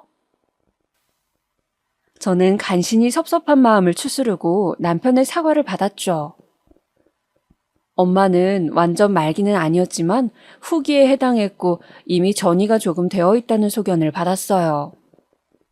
수술을 하기로 했는데 수술 당일에 초조하게 기다리고 있던 저에게 더 힘든 소식이 들려왔습니다. 6시간에서 8시간 정도는 걸린다고 했는데 1시간 만에 의사가 밖으로 나와서 저에게 그러는 것이었어요. 생각보다 여러분이 전이가 많이 되어서 수술을 하기가 힘들다고요. 아무래도 수술 없이 항암을 하셔야 할 것 같다고 했습니다. 정말 설상가상이었어요. 제가 생각한 것보다 엄마는 더 상태가 안 좋았습니다. 아버지가 엄마를 간병해야 하는 상황이 길어지면서 친정의 형편은 더 안 좋아졌어요. 당장 남동생도 아직 대학생이었고 돈이 빠듯한 상황이었죠. 저는 제가 모아두었던 비상금을 일단 아빠에게 드렸어요. 결혼하면서 가지고 갔던 돈이었죠. 급한 병원비 이걸로 일단 쓰고 생활비에도 보태라고 1,000만 원을 드렸습니다. 아빠는 이런 돈을 내가 너한테 줘야 하는데 미안하다고 눈물을 보이셨어요. 저도 아빠 손을 붙잡고 함께 울었죠. 우리가 함께 노력하면 엄마는 꼭 좋아지실 거라고 저는 그렇게 아빠를 붙잡고 눈물을 흘렸습니다. 그렇게 엄마는 수술을 하지 못하시고 항암 치료를 시작했어요. 날이 갈수록 수척해지고 머리도 빠지는 엄마를 보면서 제 마음도 찢어져 갔습니다. 항상 여자는 나이가 들수록 머릿결 관리가 중요하다며 신경 쓰시던 엄마였는데 머리숱이 거의 없어지자 항상 모자를 쓰고 계시는 엄마의 모습이 너무 마음이 찢어지는 것 같아. 저는 엄마 병문안을 다녀오는 날이면 그렇게 지하철 화장실에서 울고 또 울었습니다. 정말이지 제 인생의 본질이 고통이라고 하지만 이렇게 괴롭고 힘들 줄이야. 저는 이 시간이 어서 지나가기를 빌고 또 빌었습니다. 그러나 저의 바람과는 달리 적극적으로 치료를 하는데도 엄마는 급속히 안 좋아지셨어요. 나날이 쇠꼬챙이처럼 말라가고 식사도 편하게 하시지 못했죠. 저는 엄마를 생각하며 울고 지내는 날이 많았습니다. 시댁과 남편이 뭐라 하든 안중에도 없었어요. 내 부모, 배 아파 저를 낳고 키우고 돌봐준 엄마가 지금 돌아가실지도 모른다는 생각을 할 때마다 그 사람들이 무슨 말을 하든 상관없었고 오직 엄마 생각만 날 뿐이었습니다. 그렇게 반쯤 넋을 놓은 채로 지내고 있는데 하루는 시어머니가 저를 끌고 한의원에 데리고 가더군요. 어머니, 한의원은 왜 가는 거예요? 둘째 아기 잘 들어서라고 보약 한 제 지으려고 한다. 네? 아이, 내가 점집 가서 점괘를 보니까 말이다. 둘째가 빨리 아기를 가져야 한다는구나. 네가 아기를 안 가지는 바람에 우리 집안 기운이 다 빠져나가고 있대. 그래서 둘째가 아기를 가져야 그 기운이 돌아온다고.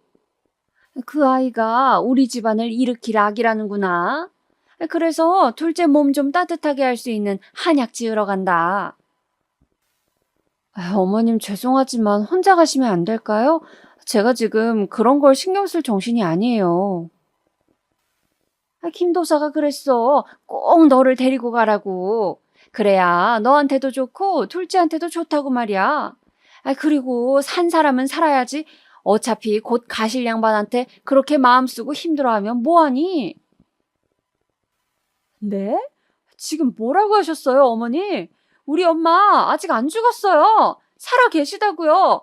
사과하세요. 지금 하신 말씀. 어떻게 그런 말씀을 표정 하나 안 바뀌고 하시는 거예요? 저는 순간 악에 받쳐 소리를 질렀습니다. 어머니는 소리를 지르는 제가 창피했던지 저를 끌고 한의원 밖으로 나와 화를 내셨어요.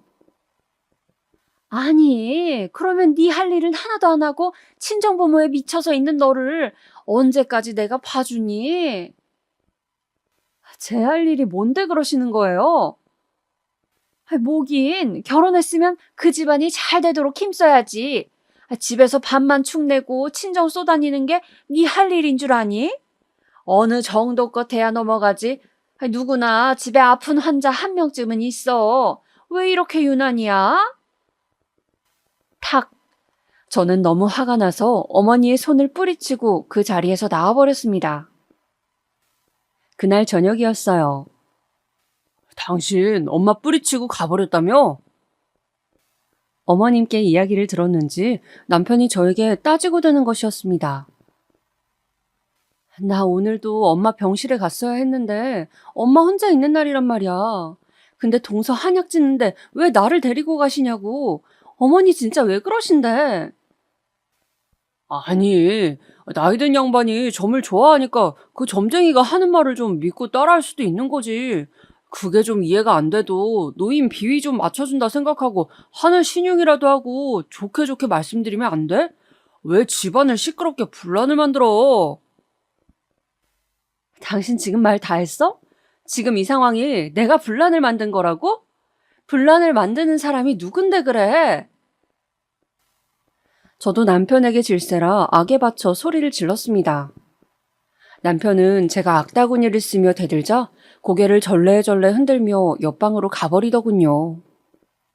저는 친정엄마가 아프자 시댁 식구들과 남편의 태도를 보고 정말 결혼을 후회했습니다. 아무리 그래도 내 부모가 이렇게까지 아프다는데 어떻게 이런 식으로 할 수 있는지 정말 좋게 생각해 보려고 해도 용납이 안 되는 모습들이었습니다. 그 후에도 친정엄마 때문에 시댁과 또 트러블이 있었습니다. 바로 남편의 사촌 동생의 결혼식이었습니다. 남편의 작은아버지에게 아들이 둘 있었는데 둘 다 노총각으로 집안 어른들이 장가를 못 가서 어쩌냐고 크게 걱정을 하고 있었어요. 그런데 그중 헬스 트레이너를 한다던 사촌이 장가를 가게 된 것이었죠. 당연히 시댁 식구들은 크게 기뻐했어요. 그리고 집안의 큰 경사라는 듯 당연하게 모두가 간다고 생각을 했죠. 그런데 하필 결혼식 장소가 제주도였습니다. 스몰 웨딩으로 제주도 레스토랑을 빌려서 하루 종일 식을 진행한다고 하기에 저는 엄마도 돌봐야 하고 한두 시간이면 몰라도 하루 종일 빼서 제주도까지 가기는 좀 힘들겠다고 남편에게 말했죠. 그러자 남편과 시어머니가 난리를 치는 것이었습니다. 당연히 가야지. 무슨 말도 안 되는 소리냐고. 제가 인간이냐며 남편과 시어머니는 불같이 화를 내는 것이었어요. 아니, 우리 엄마가 지금 아파서 죽네 사네 하는데 내가 그 결혼식을 꼭 가야 돼? 그냥 당신 사촌동생 결혼식일 뿐이잖아. 당신 혼자 다녀와도 되잖아. 우리 집에 오랜만에 있는 결혼식이고 모든 친척들이 다 올 텐데 며느리가 돼가지고 그 행사에 안 간다는 게 말이 돼? 왜 말이 안 돼? 사정이 있으면 못 갈 수도 있는 거지. 무슨 군대도 아니고 왜 꼭 가야 하는데? 됐다, 말을 말자. 넌 무슨 인간 말종이냐? 그렇게 남편은 시댁의 사촌 결혼식이 무슨 안 가면 죽는 행사라도 되는 양 말도 안 되는 며느리 돌이 운운하면서 저에게 화를 내는 것이었습니다. 엄마는 아프고 시댁에서는 날이 갈수록 저를 몰아세우고 저는 너무 힘이 들었습니다. 무엇보다 인신공격을 하는 그 말투들이 자려고 자리에 누우면 떠올랐어요. 뻑하면 친정엄마가 아파서 신경 쓰이게 한다느니 곧 죽을 사람이라느니 시어머니는 함부로 말하는 정도가 나날이 심해졌어요. 시부모도 부모라는데 어떻게 어르신들이 그런 식으로 말을 하는지. 신랑도 처음에는 양쪽을 말리다가 나중에는 자기도 힘들다며 이제 친정일 그만 신경 쓰고 남동생에게 엄마 챙기도록 하면 안 되겠냐고 말했습니다. 저는 기가 막혔지만 그냥 당신은 신경 쓰지 말라고 그런 거 바라지도 않는다고 하고 말았죠. 그러는 와중에 엄마는 나날이 안 좋아졌습니다. 저는 엄마를 보러 가는 날이면 마음이 칼로 도려내는 것처럼 아파서 항상 퉁퉁 부은 눈을 하고 다녔죠. 그런데 의사가 한 번은 비급여 신약 이야기를 하는 거였어요. 아직 보험 처리는 안 되지만 좋은 항암제가 있는데 기존 항암제가 부작용이 심하고 몸 전체에 탈모를 유발한다든지 밥을 잘 못 먹게 된다든지 하는 힘든 점이 있는 반면에 암세포만 찾아서 없애는 표적 항암제라는 것이 있다고 그걸 한번 시도해보면 좋겠다고 하시는 거예요. 지금보다는 훨씬 경과가 좋을 거라고요. 문제는 그 치료 자체가 비급여다 보니까 너무 비싼 것이 문제라고 했습니다. 저는 그 말을 듣는 순간 드디어 하늘에서 한 줄기 동아줄이 내려오는 것 같았어요. 돈이 문제가 아니었죠. 뭐라도 해서 엄마가 살 수 있다면 가릴 게 없었습니다. 동생에게 돈이 있냐고 급하게 물어봤지만 동생은 생활비 때문에 알바비도 몇 달째 미리 값을 하고 있다며 도저히 여력이 없다고 했어요. 도저히 1,000만 원 가까이 되는 돈을 만들 길이 없다고. 제가 모아둔 돈도 저번에 생활비로 쓰시라고 아빠를 드렸고 결국 저는 의사 동서를 찾아갔습니다.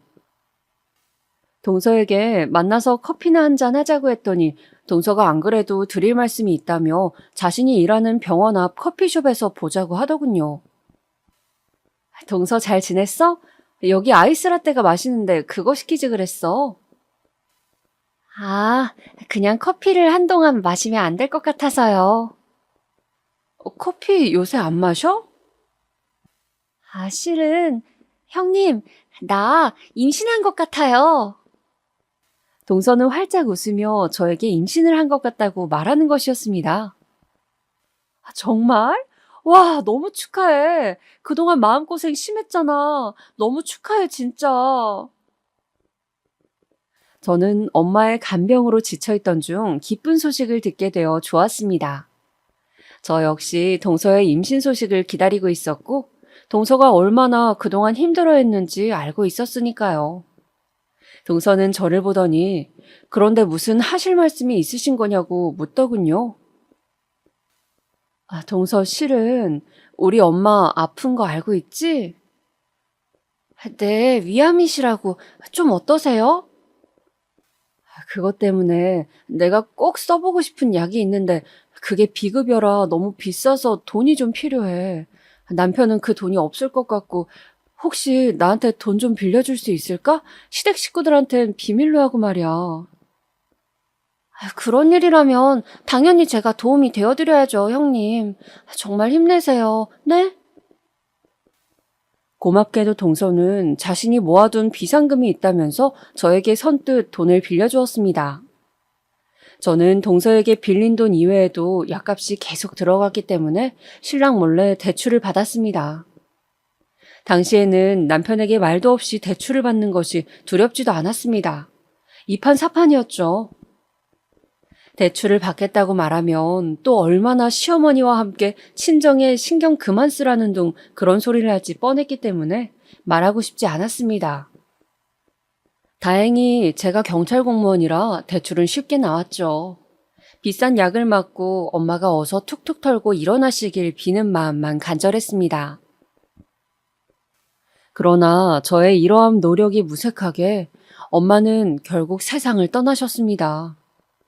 마치 미라처럼 바싹 마르셔서 말이죠. 오히려 그동안 많이 울어서인지 엄마의 임종 순간에는 눈물이 나지 않았고 그저 비현실적으로만 느껴졌어요. 만지면 바스라질 것 같이 뼈만 남은 엄마의 손을 잡고 그저 엄마의 눈을 한없이 바라봤습니다. 평생을 자식 키우느라 뼈 빠지게 고생한 우리 엄마. 죽는 순간까지도 남편 걱정, 자식 걱정만 하는 우리 엄마. 저는 엄마의 마지막 모습을 오래오래 눈에 담아두고 싶었습니다. 마지막 순간에 엄마는 저를 바라보며 제 행복을 기원하셨어요. 그리고 아주 중요한 말씀을 해주셨죠. 제 가슴에는 엄마가 남긴 유언 한마디가 깊숙이 새겨졌습니다. 수영아, 너 자신을 위해 살아. 그 누구도 대신 살아주지 않는 네 인생이란다. 네, 엄마. 저 그렇게 할 거예요. 저 자신을 위해서 살아갈 거예요. 저는 굳은 결심을 했습니다. 앞으로 더 열심히 잘 살겠다고. 제가 사는 모습을 엄마가 하늘에서 보고 웃을 수 있게 하겠다고. 그렇게 눈물의 장례를 치르며 저는 엄마를 떠나보냈습니다. 발인을 하고 집으로 돌아오는데 엄마의 마지막 관 속 모습이 아른거렸어요. 엄마가 너무 보고 싶었습니다. 이제 엄마 없이 남동생과 살아가야 할 아빠도 너무 걱정이 되었죠. 저는 며칠을 그저 아무것도 먹지 않고 누워 잠만 잤습니다. 아무것도 하고 싶지 않고 아무 생각도 들지 않았어요.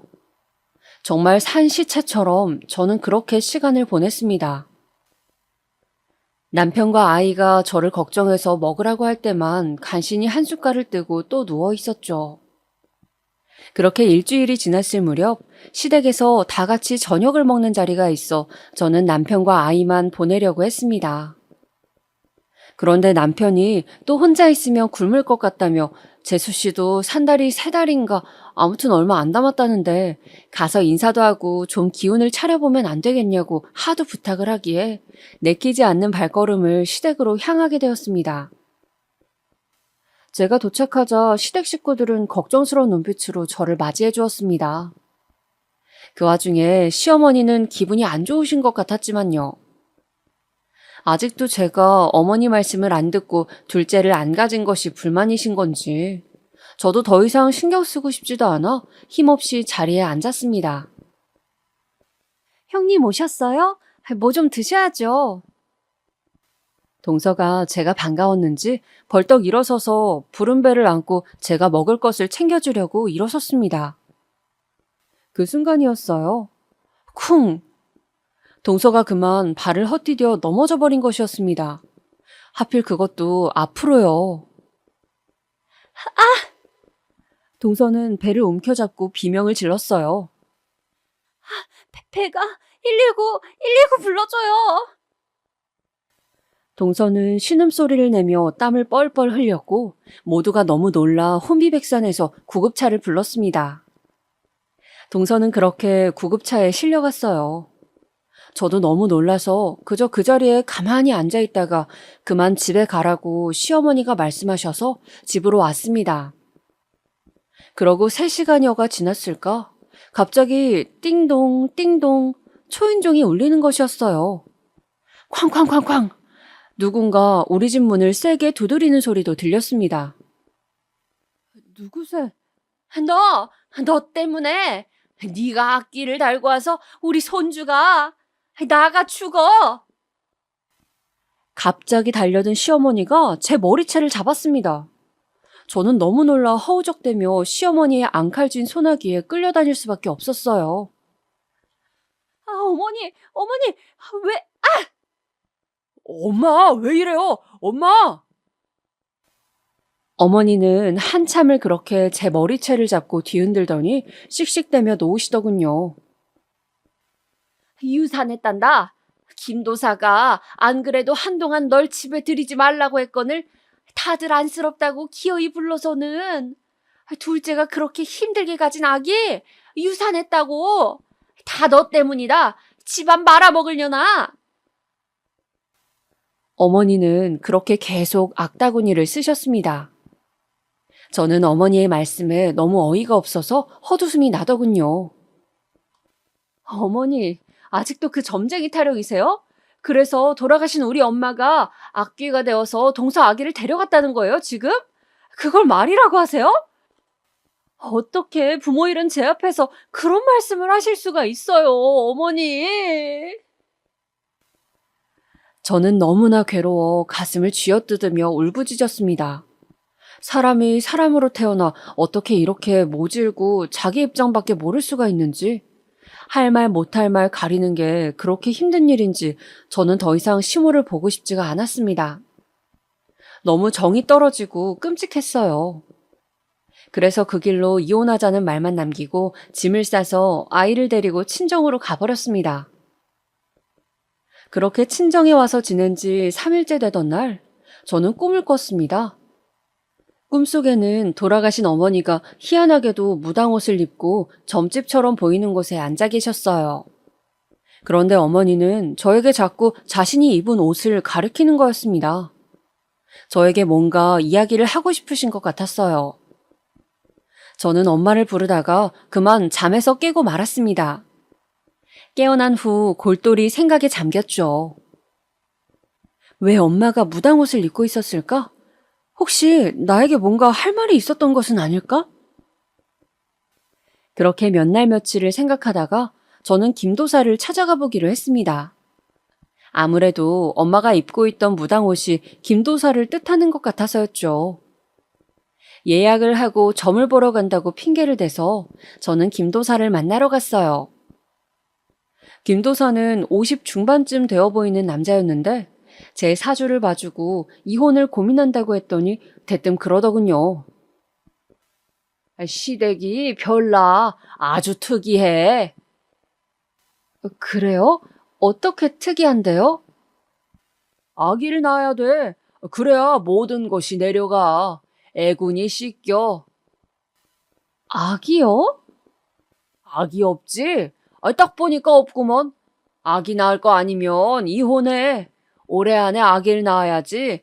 그게 아니면 살기 힘들어. 저는 김도사가 뭔가 엉터리 같다는 생각이 들었습니다. 어떻게 우리 시어머니 마음을 잡았는지 몰라도 아기 이야기를 하는 게 고정 레퍼토리 같았어요. 그래서 저는 김도사에 대해서 더 알아봐야겠다고 마음을 먹었습니다. 제가 직업이 경찰인지라 저는 혹시 이쪽에 기록이 있나 싶어 김도사의 신상을 찾아봤어요. 사실 그렇게 해서는 안 되지만 김도사의 신상을 알아보니 세상에 김도사는 사기죄로 복역한 전과가 있는 사람이었어요. 말 그대로 사기꾼이었던 겁니다. 저는 김도사가 사실은 사기꾼이라는 사실을 알아내고 어떻게 이 사실로 시어머니를 기함하게 할지 고민했어요. 이혼은 당연히 할 거지만 감히 우리 엄마에게 악귀라고 한 그 노망난 인간을 가만두고 싶지가 않았습니다. 그래서 저는 경찰복을 입고 어머니가 점집에 가셨을 때 들이닥치기로 했어요. 다른 경찰 친구에게도 그냥 옆에만 서 있어 달라고 부탁을 했죠. 물론 제 명찰이나 이름은 가리고 저도 최대한 얼굴을 가렸습니다. 어머니는 한 달에 한 번씩 주로 주말에 김도사를 찾아가셨어요.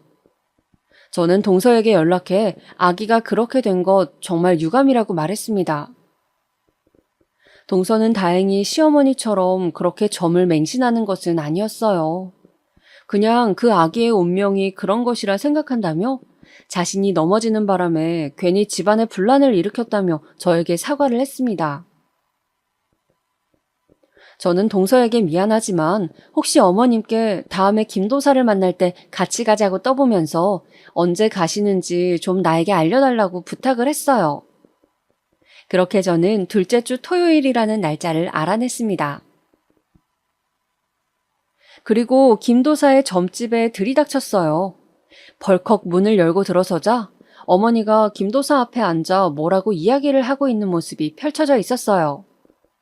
저는 그 앞에서 목소리를 굵게 바꿔내면서 말했습니다. 김명준 씨, 당신을 사기죄로 서로 연행합니다. 아니 왜 그래요 또? 나 감옥 잘 갔다 왔는데? 네? 형사님들이세요? 아이 참, 아줌마 일단 나가요. 네? 나가 계세요. 이분 역술인 아닙니다. 역술인 사칭하는 사기꾼이에요. 예? 어머니는 큰 충격을 받으신 듯 비틀거리며 일어서시더군요. 그동안 김도사의 말을 듣고 투자도 많이 하고 많은 것을 정했는데 사기꾼이라는 정체가 밝혀지니 많이 놀란 듯 보였습니다. 저는 그렇게 김도사에게 겁을 주고 어머니에게 김도사의 정체를 까발렸어요. 물론 제 직업을 이용한 것은 잘못했다고 생각하지만 그 당시에는 저도 눈이 뒤집혀서 뭐라도 하고 싶었습니다. 제 시기에 어떤 복수였던 것이죠. 그리고 저는 남편에게 이혼 소송을 걸었어요. 그동안 점을 맹신하는 시어머니에게 구박을 당한 점과 남편이 이를 방관했다는 점, 친정엄마가 아플 때 언행까지 모조리 말해 위자료를 받아내고 양육권, 친권을 모두 가지고 왔습니다. 물론 이혼을 하는 것이 저라고 쉽진 않았어요. 아이가 있기 때문이죠. 그런데 도저히 엄마가 아플 때 시댁 식구들이 저에게 했던 행동들이 계속 떠올라서 그들을 용서할 수가 없었습니다. 얼굴을 보고 살아갈 자신이 없었다고 할까요? 정말 제 인생에서 도려내고 싶은 기억들이었으니까요. 무엇보다 계속 점쟁이 타령을 할 수도 있는 시어머니가 싫었고 결혼 생활을 유지한다면 그런 어머니 말씀을 또 따라야 하는 저의 신세가 싫었습니다. 정말이지 다시는 시어머니 얼굴을 보고 싶지가 않았거든요. 말 그대로 지긋지긋하다고 할까요? 그렇게 소송을 거쳐 힘들게 자유의 몸이 되었습니다.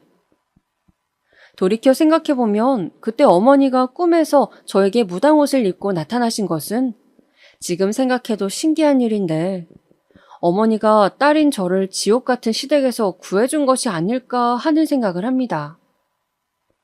무엇보다 제가 드리고 싶은 말씀은 종교든 점이든 뭐든 너무 맹신하는 것이 얼마나 위험한 일인지 많은 분들이 알았으면 좋겠습니다. 다른 사람에게 특히 그런 것을 강요하는 것은 또 다른 형태의 폭력이라는 것도요. 이혼 후 건너 시댁 소식을 들으니 김도사가 사기꾼이라는 걸 알고 어머님은 다른 점집을 또 다니기 시작했는데 거기서 말한 대로 투자를 했다가 많은 손해를 입고 망연자실하신 상태라고 들었습니다. 어머니는 김도사가 사기꾼인 걸 알고도 또 다른 점쟁이에게 간 것이죠. 도대체 그렇게 당하고도 왜 아직도 정신을 못 차리시는 건지 그냥 평생 저렇게 사실 것 같습니다. 지금까지 제가 어떻게 이혼을 하게 되었는지 그 눈물 나는 사연을 말씀드렸는데요. 들어보니 어떠신가요? 정말 기구하지 않나요? 지금까지 제 이야기 들어주셔서 감사하고 또 구독자분들의 가정은 저와 달리 항상 평온하시고 행복하시기를 기원하겠습니다. 제가 이렇게 남들의 행복을 빌어줘야 저에게도 다시 행복이 오지 않을까요? 그럼 오늘 하루도 즐겁게 보내시길 바랍니다.